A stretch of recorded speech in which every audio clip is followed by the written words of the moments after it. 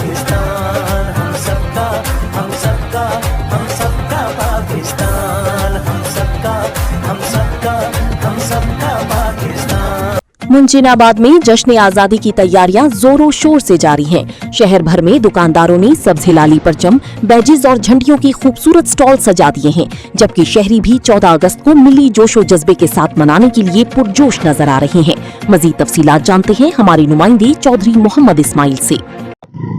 पाकिस्तान भर की तरह मुंशिनाबाद में भी 14 अगस्त के हवाले से स्टॉल सजा दिए गए हैं।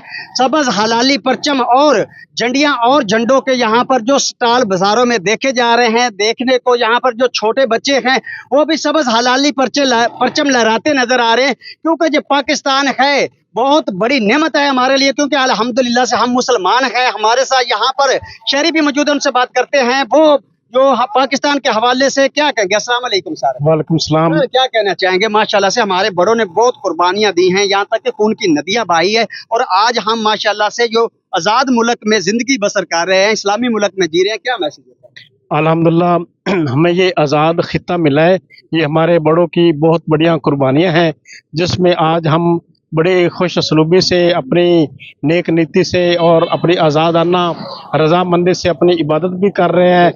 हम इस मुल्क में खुशहाल हैं। ये मुल्क हमारे लिए एक बहुत बड़ी नेमत है, अल्लाह ताला का हम पर बहुत बड़ा एहसान है। इसकी हम जितनी भी कदर करें, अल्लाह ताला का जितना भी शुक्र करें उतना कम है। और सबसे बड़ी बात यह है कि ये मुल्क हमने अल्लाह के नाम पर लिया है, अल्लाह इसकी हिफाजत कर रहा है। अल्लाह ने इस मुल्क में हर किस्म के वसैल दिए हैं।